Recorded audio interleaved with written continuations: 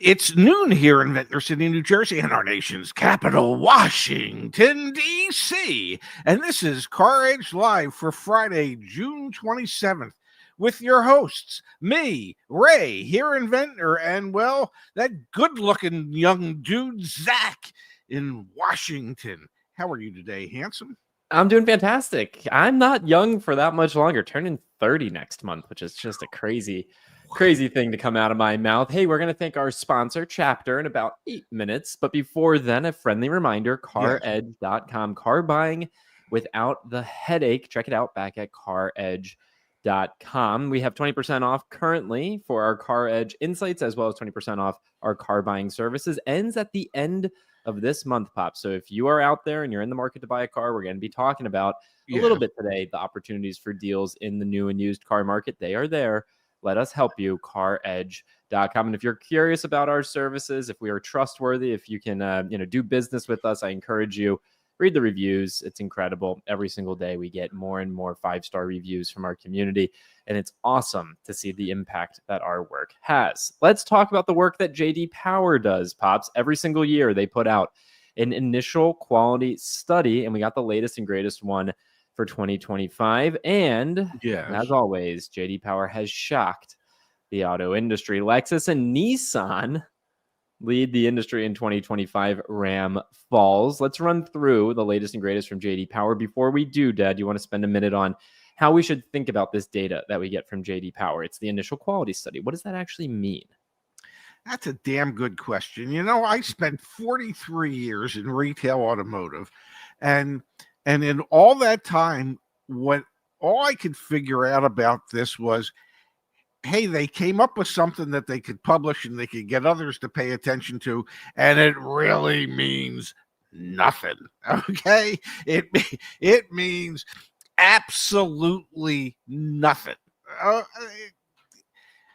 The initial quality aspects, so many of the reported problems are simply because of user error. The new owner doesn't know how something works. Doesn't mean it doesn't work.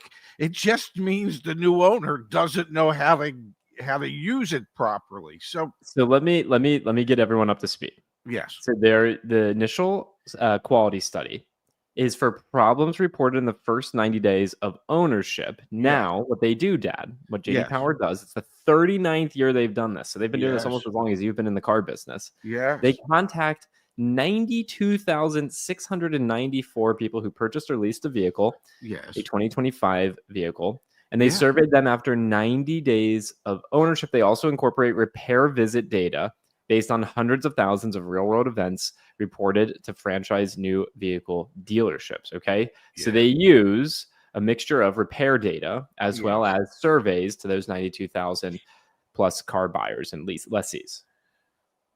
Yeah, and? So that's the methodology. And ultimately what they're picking up on here are incidents within the first 90 days. Let me share some of the deficiencies of that methodology. Sure. And then we'll look at the data. Yeah, absolutely. One of the deficiencies when you're looking at repair data. Okay, so you're basically looking at repair orders.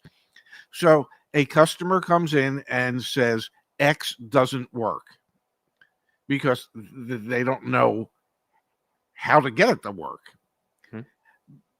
The vehicle goes back to the tech. The tech tries whatever it is, it doesn't work, and it works. And on that repair order, it says, no problem found. However, this was a repair order that was generated because allegedly there was a problem. So how many of those repair orders that get written up because there's an alleged problem find out that there really is no problem, in that it's user error? So I get the gist of what this is supposed to be. I just don't think as an industry and as consumers we should place as much value on it as they would like. We're 5 minutes in the show. Let's look at the actual data. All right, Lexus on top. So what we're looking at here are the rankings based on problems per 100 vehicles. That's how J.D. Power ranks these brands. And you can see Lexus had the least number of problems per 100 vehicles at 166. So your top initial quality luxury brand and overall brand is Lexus. Your second brand with the least number of problems per 100 vehicles is Nissan. Nissan had 169 problems per 100 vehicles, making it your number one in terms of economy, economy Mass brands market. and mass market. Thank you. And number two overall, Hyundai with 173 problems per 100 vehicles. Jaguar with 175. That's kind of shocking. Only 175, and then 178 for Chevrolet. That rounds out your top five. These are brands that I think when you ask most people, when you think quality and new cars, maybe Lexus. Yeah. And that's about where that list ends of brands that I think normal people, plain folks like you and me would say are high quality vehicles. So this is pretty shocking to me. Well, it's shocking in the sense that it's just, problems that might have developed in people's minds over their first 90 days of ownership. And as we know here at CarEdge, because we have lots of data to support it, what's really important is not what happens in the first 90 days of ownership. What's really important is what happens 4, 5, 6, 8, 10 years down the road. That's what's important. So, it makes for a great study. And trust me, the manufacturers put a lot of weight on it in the sense that they really want their dealerships to do a better job with the original delivery, do a second delivery so that people understand how everything works, because they're trying to manipulate the system. But the sad reality is what they measure is so irrelevant when it comes to the long-term health and reliability of these brands. I'm pretty sure that if Jaguar is number 4 in initial quality, they'd be down near the bottom when it comes to long-term quality. So what's the nice way of saying, who gives a hoot about the first 90 days? We'll keep looking at the middle of the pack here. Then we're going to talk about Chapter for a moment and then look at those brands who struggled the most in initial quality. Middle of the pack here, 192 problems per 100 vehicles is the study average. You can see Porsche right there with 188, Subaru 187, Jeep with 186, all beating the industry average. Ford, BMW, Acura, GMC, and Cadillac all worse than the industry average. Ford with 193 problems reported, BMW 196, Acura 198, GMC 199, and Cadillac with 200. Before I show you those brands that have struggled the most, put some guesses in the chat as to which brands you think are struggling the most. Dad, let's take a moment and thank the sponsor of today's show, our friends over at Chapter. We're trying to make buying a car simple. They're trying to make Medicare simple. Well, Medicare is pretty simple. What's not so simple is Medicare supplemental insurance coverage.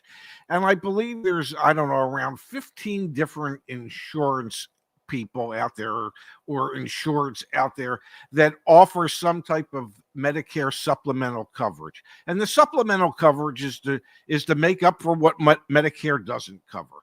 And Chapter, bless their hearts, makes it as easy as possible for you to get the best deal or the best rates for your supplemental insurance coverage. All it takes is a 30-minute phone call. They ask you a few questions, height, weight, things like that, age, date of birth, and they can compare all of the plans and offer you the plan that's going to, and remember this, all the plans are the same, okay? Because it's governed by the government. All the plans have to offer the same things. It's just their rates are different. And so they'll find a way to get you the same coverage so you can see the same doctors and save you money. In my case, they're saving me initially $90 a month. That amount will go up as rates go up. And Pops, how can people get in touch with our friends over at Chapter? And then let's keep it moving here. Well, I'm pretty sure all they have to do is call 557-207-0445 or go to askchapter.org not slice, but slash CarEdge, and you'll talk to a real human being who will be able to save you loads of money. All right. Thank you, Chapter. We appreciate your sponsorship, Pops. I'm going to rate that one number 3 on your list of throws. Yeah, that wasn't a good one today. Wasn't a good one. But it was, it's fine. It's fine. yeah. You can't show up every day to work and think you're going to be on your A game. You had a great one midweek. So that one counts double for the week. So we're good. Hopefully someone will still call Chapter so they pay our bills. Now, and to be very clear, my dad actually is saving $90 a month with them. So I really am. And it was, I'm kicking myself. Here, can I say one quick funny story? It's got to be quick and funny because then we got to get back to cars. People will be on us. I was out to dinner last night with Lee Gottlieb. Lee Gottlieb, guess what? Sells Medicare supplemental insurance. I told him about what I did. He said, I need to check them out. Okay. He said, I would have dropped me too if I was saving $90 a month. So there you have it. All right, folks, let's look at this here. The brands that are struggling the most in terms of initial quality from JD Power. Look at that, Dad. Audi with 269 issues reported per 100 vehicles. Volvo 258, Infiniti 242, Volkswagen up there with 225, Mazda as well there, Mitsubishi Ram Mini. What's interesting here is even if you make the case that this reporting and this study is not that valuable, which to be clear, they've done it for 39 years running now. So there's someone out there that finds this information to be useful and valuable, and we're all going to see it in commercials the remainder of this year. Ranks number 1 in JD Power initial quality study. Yeah, sure. This indicates that Audi, Volvo, Infiniti, Volkswagen, Mazda, Mitsubishi, Ram, Mini, they all have work to do because people are finding their infotainment systems challenging. They're finding using the vehicles challenging. And obviously Tesla and Rivian here are listed, but they're not ranked for whatever reason that JD Power provides. But I find it fascinating that Audi is far and away the brand struggling most with initial quality. Audis are pretty technologically advanced. And so with all that tech in the vehicle, it's really easy for their customers to have difficulty operating all the technology. And I think when you dig deep into this, this is like a 35,000 foot view. Sure. But when you dig deep, you'll find that most of the issues that people are having are with the technology and not understanding completely how the technology works, number one, and how that technology is supposed to improve their lives. And so I think that's where many of the issues come from. For instance, we've driven in Teslas. It's a software machine. That's what it is. And if you don't understand software, you can have a lot of issues with that. I've had one issue with my Mazda, and that's the wireless Apple CarPlay and Android Auto don't work well. They just don't. They cut in and out. And I don't know that there's a fix for it other than, I plug it in instead of do it wirelessly. But I think most of the problems that end up being reported are user error and nothing more than that. Well, what you just described with your Mazda is definitely not. Well, in that particular case, it's not. Technology. I think there's a distinction, Dad. Most, and JD Power reports on this. I'll pull it up in a second here. The vehicle with the fewest problems was the Porsche 911. So for all of us aspirationally, we can aspire to a Porsche 911, has the least challenges and issues. But you can see right here, Dad, infotainment systems continue to generate the most customer complaints. JD Power said with 42.6 problems per 100 vehicles. There's a difference, though, between user error, which I think you're ascribing a lot of this to. It's also just like the tech not working as expected. I've been in your Mazda, and it's incredibly frustrating when it skips on Spotify when you're listening to music. That's not user error. That's the software doesn't work. No, that one is a software issue. No, absolutely. But in many cases, it could be that someone doesn't know what to say to a navigation system, whatever it is. A lot of it is user error. Not all of it, but a lot of it. Owners are reporting more problems with touchscreens for reasons that aren't audio related, such as climate controls, garage door openers, and glove box releases, according to the study. I hear you putting a lot of this on user error, but I do think there's an indictment on the manufacturers for putting a glove box release and a freaking infotainment, right? Like, oh, I got to click through buttons to open my glove box on a screen? Come on, that's sure maybe user error, but Well, that more than likely would be user error, but the user error was caused by stupidity at the manufacturing, thinking that this makes sense when it doesn't. What we have found is people miss the buttons, the tactile buttons to be able to change things and do things without having to use the infotainment systems to do it. Yep. It's one of the things I like about the Mazda is the HVAC system is controlled by knobs and buttons. It's easy to use. A lot of the stuff is, I think manufacturers get enamored with all the capabilities of some of the software and some of these technologies. And they get so enamored that they program too much stuff into it that A, doesn't need to be programmed into it, and B, there are simpler ways to be able to do things. Yeah. So, if you have to go through a touchscreen to access your glove box, well, shame on the software engineers that came up with this idea, and then on their supervisors going, yeah, this is a good one. Couple more notes here, and then we'll switch gears. Cup holders are too small. That's become a theme that JD Power picked up on, which I actually find fascinating. You know, people have these big Stanley cups and things like that, Yetis, and they're unable to put them in the vehicle. GM, Dad, taking home the most model level awards. So 5 General Motors products actually won the model level award for initial quality: the Buick Encore GX, the Cadillac XT5, Chevy Blazer, Chevy Silverado, and the Tahoe. Ford had 4 model level awards as well: the Escape, F-150, Mustang, and Super Duty. Honda had 3 for the Integra, RDX, and Odyssey. And then it was interesting here, Dad. For the first time ever, owners reported more problems with plug-in hybrids than full EVs, 237 per 100 vehicles for plug-in hybrids, 25 more than the 212 issues reported per 100 electric vehicles. So just some interesting data. And I will say, yes, as we transition away from this conversation, so much of this report does feel like it's just made for the industry for commercials.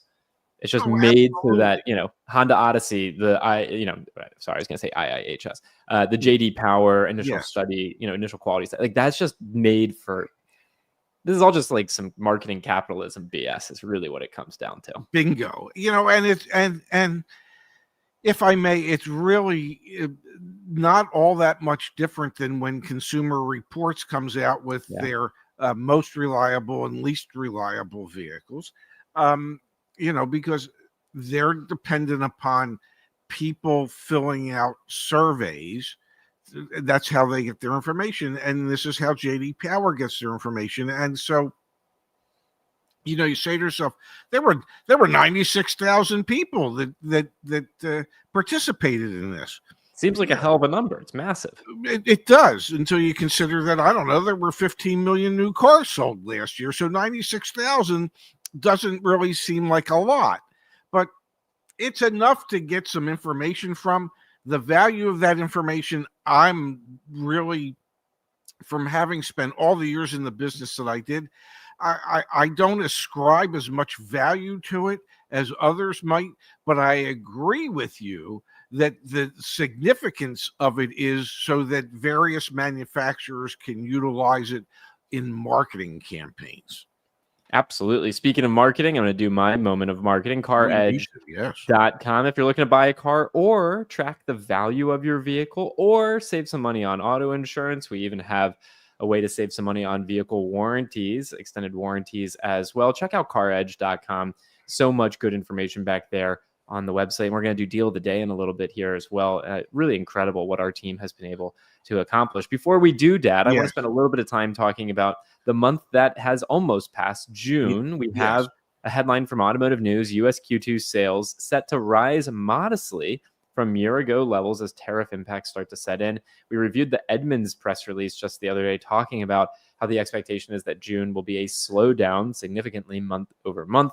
And so I expect and anticipate, we also have some insights from Igor in our community that I'll share in a moment here. We expect and anticipate to have seen a slowdown in June sales and for that to continue into July as well. You can see Igor in the chat here even saying there was a sea of Audis today at the auction. Audi dealers can't sell cars. So interesting. We're starting to see that slowdown that we had anticipated.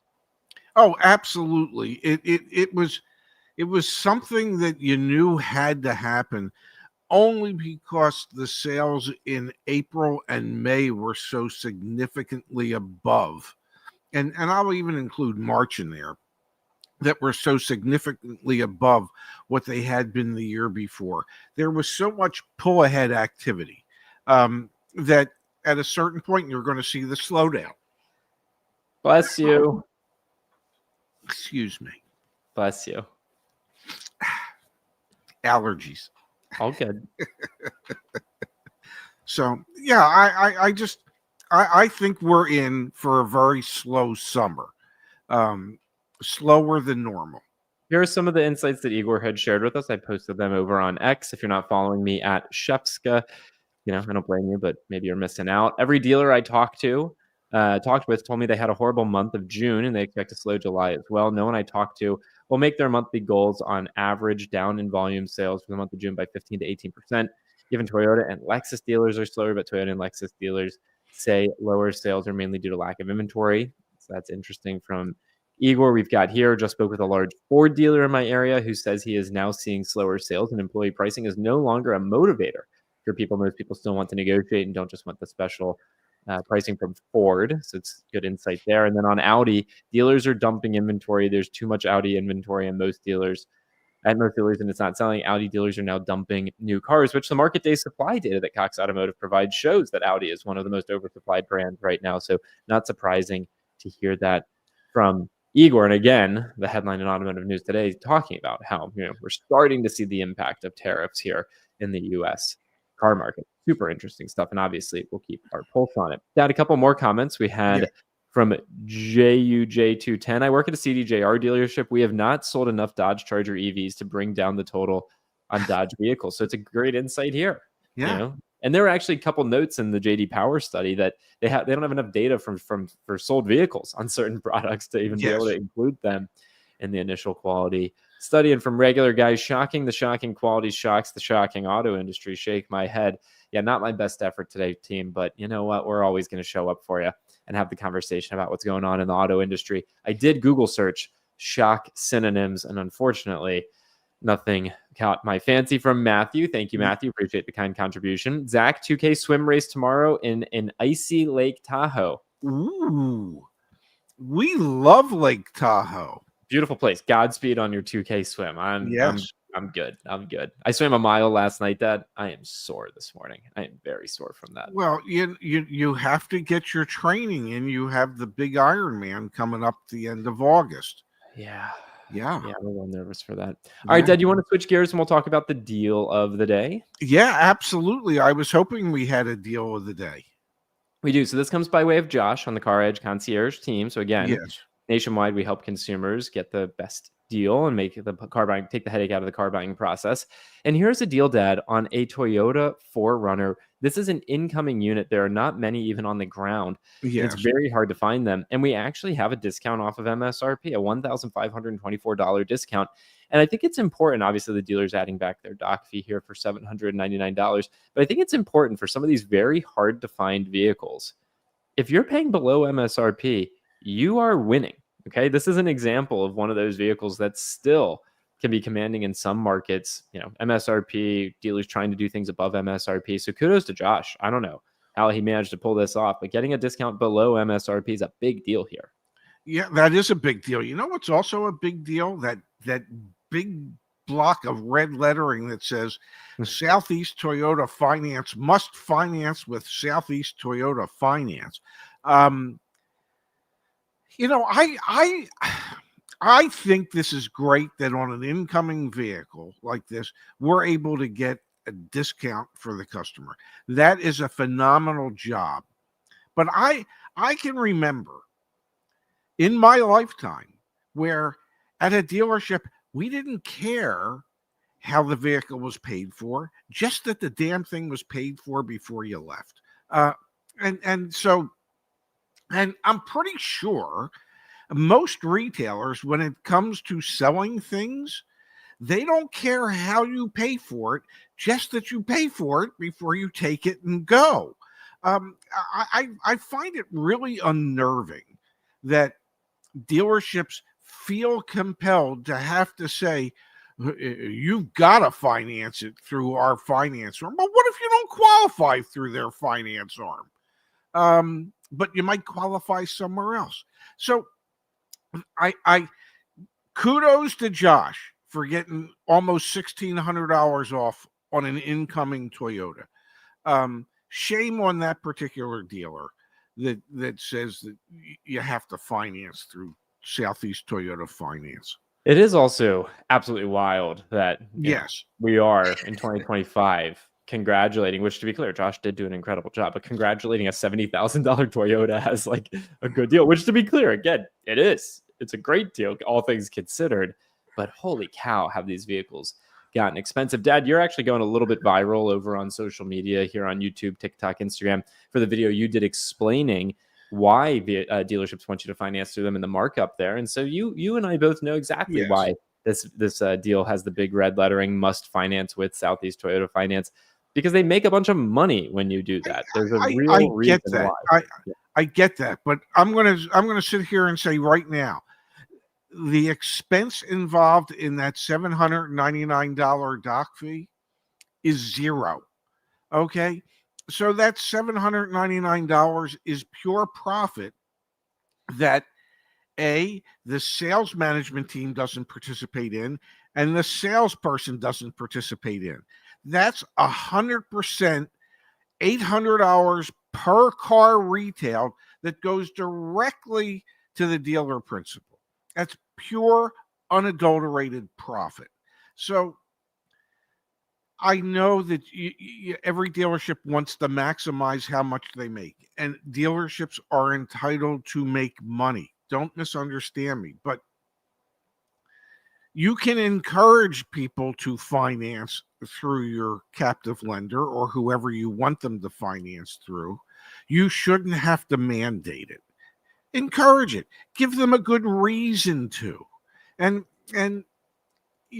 most folks are reasonable. If they see the value in what you're suggesting, they'll do it. Yeah. I would, it is akin to when everybody thought that it was the government that was mandating EVs. That was a strong suggestion from the government, but it wasn't a mandate. This is like a mandate from the dealership that you must finance it through them. That's different than building the value and the value proposition as to why you might want to finance it through them. For sure. But you and I both know there is no value proposition. The whole point is we're going to make profit on the reserve and we're going to make money off that. So like, I hear you. You should sell the profit or you should sell the value. There is no value. So what do? You mandate it. Well, there could be value because oftentimes, here's where there could be value. Oftentimes, they can get a better rate than what you might be able to get at your bank. And so even though they could be making some back end money, they're still saving you money because it was a slightly cheaper rate than what you could have gotten on your own. I'm trying to justify it to a certain degree, but not 100% justification. Seeking some feedback from our community. We're starting to work with a new designer here at CarEdge to create some infographics. Dad, what do you think of this infographic they created showing inflation rate and average transaction prices for mainstream brands? What do you think of this?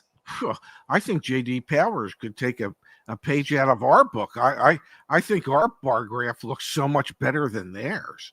All right. So Dad likes it. Let me know in the chat what y'all think. Going to be working on some more infographics here at CarEdge. Just trying to think of different ways that we can get our information out there into the hands of more people. That is really interesting that inflation overall this time is 23%.